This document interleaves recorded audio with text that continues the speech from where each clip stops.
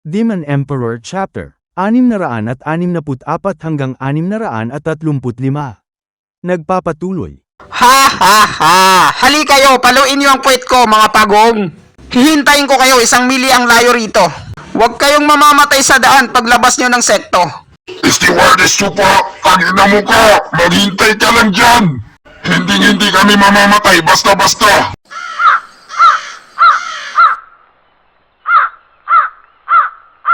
One, two, three, four, five, six, seven, 8, 7, 6, 5, 4, 3, 2, 1. Tanginang yan, napakalupit talaga ni Chupa. Kapag tumigil tayo sa paggalaw, mamamatay tayo. Gang Air, anak ko, buti nakakaya mo pa. Itay, mahigit 10 araw na nawala akong lakas. Talagang kinakaya ko na lang. Gustong-gusto ko nang magpahinga. Ngayon naintindihan ko na ang sinasabi nila tungkol sa buhay na mas mahirap pa sa patay. Gang Air, anak ko, magpatuloy ka lang. Kapag nagpahinga ka, mamamatay ka. Nakita mo naman ang mga nangyari sa iba. Chupo, tama na siguro to. Ang dami nang namatay sa kanila. Kapag ipinagpatuloy pa natin to, mawawala ng saysay ang lahat. Kung ganon, ako na lang mag-isa ang pupunta dun. May isa akong salita at paninindigan ko yon hanggang sa huli. Kaya hayaan mo na silang tiisin ito hanggang makarating tayo dun. At ang lahat ng mga namatay sa kanila ay mga mahihinang nilalang. Mga ordinaryong tao lang sila ngayon. At ang pinagdadaanan nila ngayon ay matinding kahirapan na napakatagal. Malapit na sila sa kanilang hangganan. Kailangan nilang magpahinga para makabawi ng lakas. Sigurado ka ba dyan sa desisyon mo? Alam mong palapit na ng palapit ang araw ng pagtitipo ng 2 dragon. Ano kayang ibig sabihin ni Chupa? Baka niloloko na naman niya ako.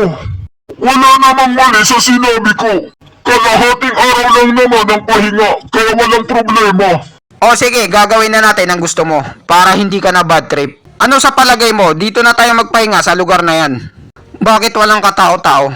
Wala man lang ako nakita ni isa sa labas. Chupa, parang hindi maganda magpahinga sa lugar na to. Mas magandang umalis na tayo kaagad. Relax ka lang, magpapahinga lang tayo ng saglit dito. Subukan ko kayang ikiskis ang daliri ko, baka madumi. Kakaiba ang lugar na to. Sa tingin ko rito, nararamdaman kong gawa ito ng isang masamang cultivator. Umaasa akong wala na siya rito. Hindi niya pakikialaman ang mga ginagawa natin at hindi din natin siya pakikialaman. Bahala siya sa buhay niya kung anong gusto niya. Pero kung susubukan niya tayo, makikita niya ang hinahanap niya. Ha ha! Hindi talaga maganda ang nararamdaman ko rito. Tara, magtagay na lang tayo. May mga nakita kong lambanog dito. Ipagdiwang natin ang tagumpay niyo sa unang training niyo. Cheers! Tagay! Ha ha ha! Ang sarap talagang mag-inom ng alak pagkatapos mong mapagod. Sinabi mo pa. Ha ha ha ha! Sayang wala tayong dalang pulutan. Ang bilis nating naubos yung lambanog. Ang lakas niyo talaga sa inuman. O sige na, oras na para umalis. Magsitayuan na kayo. Teka lang, ano itong nararamdaman ko? Bakit hindi kami makagalaw? Ang bibigat ulit ng katawan namin na parang may arthritis. Ano? Anong nangyayari sa inyo? Chupa, ipaliwanag mo! Hindi ba sinabi ko na sa inyo? Sa oras na gumamit kayo ng gamot na zombie, kailangan yung gumalaw lagi, galaw-galaw. Dahil kung hindi, maninigas kayo sa isang lugar. Ngayon na nakapagpahinga na ang mga paa nyo, babalik kayo ulit sa una na panimula. Master, bakit napakalupit mo sa amin? Itay, na-scam tayo. Anong ako ang may kasalanan? Ipinagdadasal nyo nga na makapagpahinga kayo eh. At ang mga venerables ang may gusto na magpahinga kayo. Sinabihan ko na kayo pero hindi kayo nakinig. Hoy, huwag kami ang sisihin mo! Ba't di mo rin ako pinigilan? Oo nga, sinabi mo sa amin na pwede kaming tumigil. Pero hindi mo sa amin sinabi na babalik ulit kami sa panimula. Tama ka, sinadya ko nga yun. Bakit? May reklamo ka ba? Kung pwede lang sana kaming makahawak ng sandata ngayon. Tumakbo sana kami sa'yo at sinaksak ka. At ibibiti namin ang ulo mo sa labas. Humanda ka ngayon. Ako na ang gagawa. Pupugutan kita ng ulo. Oops, delikado yung ginagawa mo ah. Pwede kang kasuhan ng attempted murder. At ang kapal ng mukha mo, nasubukan akong patayin. Ito ang bagay sa'yo. 6 na gradong spiritual na sandata. At napakaganda ng pagkakagawa.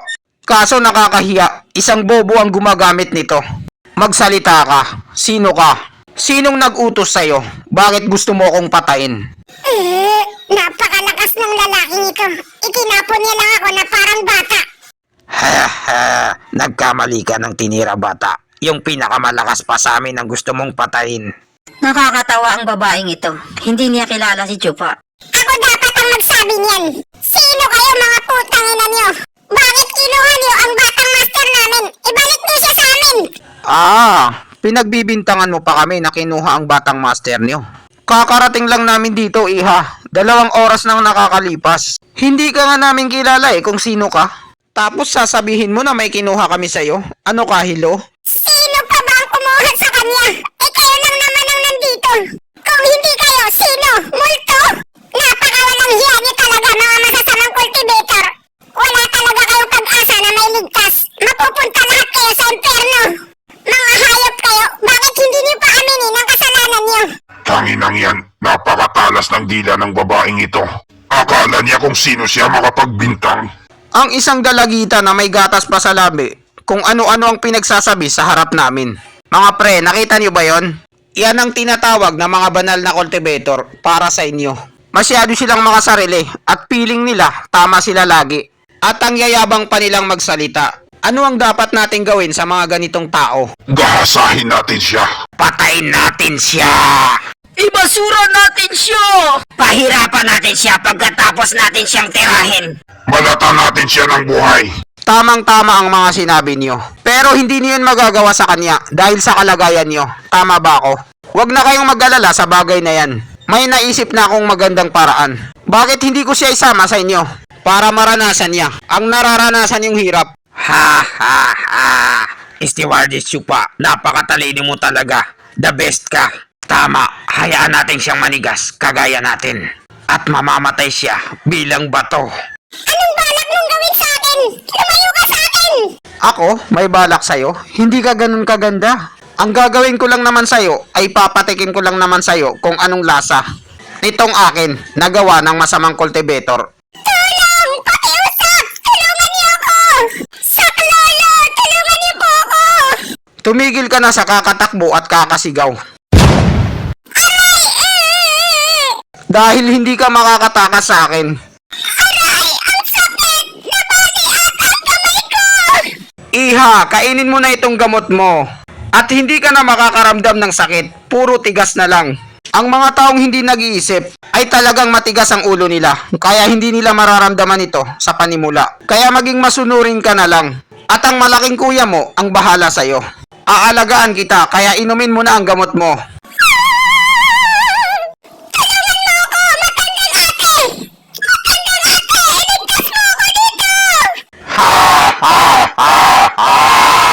Sige lang, sumigaw ka pa ng malakas. Walang tutulong sa'yo dito. Itigil niyo yan mga kupal kayo. Sino ang napakagandang e-abab na to? OMG, para siyang diwata. At sino namang walang hiya ka na sisirain mo ang magandang ginagawa ko? Totoo ba tong nakikita ko o nananaginip lang ako? King, na-miss kita ng sobra. Kinching, mahal ko. Nag-iisang babae sa buhay ko. My love so sweet, baby ko. Ikaw lang magpakailanman. Sister Kinchin! Lahat sila'y mga masasamang tao! Sila siguro ang kumuha sa batang master at ang mga sister natin! Dan Air, nagkakamali ka. Kahit sabihin pa natin na masama siya, pero hindi siya ganun kadesperado para gawin yon. Alam ko ang ugali niya dahil kilala ko siya. Maniwala ka sa akin, hindi sila ang gumawa nun. Ipinakita mo na naman sa akin ang mga estilo mo, Stewardess Chupa. Hindi ka pa rin nagbabago, babaero ka pa rin. Kinchin, mahal, nagkakamali ka. Hayaan mo akong magpaliwanag. Hindi ako hingi ng tawad sa babaeng yan dahil siya ang unang umatake sa akin. Pagkatapos, pinagmumura niya kami. Kaya naman, tinuruan ko siya ng leksyon. Ganun lang yun. Anong nangyari sa kanya? Naninibago ako kay Stewardess Chupa. Hindi siya ganyan gumalaw. Mga malupito ng tirada niya. Wala siyang sinasanto. Pero ngayon, nagpapaliwanag siya ng maayos sa e-abab na yan. Nagpapalusot ka pa. Chupa, ang ibig mong sabihin ay kasalanan niyang lahat. Oo naman, kasalanan niya talaga. Siya ang nauna. Pinagmumuro niya kasi kami. Ganyan ba dapat ang gawain ng isang matanda? Ang sinisisi mo ay ang mga mahihinang batang babae. Oo, ganun talaga ako. Kung ganun, paano ako? Sinisisi mo rin ba ako? Oh, hindi naman sa ganun. Matandang ate, anong eksena to? Ito'y parang iba ang nararamdaman ko rito. Si Master at ang i-abab na yan. Parang may something sa kanila. Tama ka sa sinabi mo, anak. Sa palagay ko ay para silang magjowa na nagtatalo. At dito nagtatapos ang chapter 664 hanggang 635. Maraming salamat po sa panunood nyo. Mag-subscribe para laging updated sa buhay ni Chupa.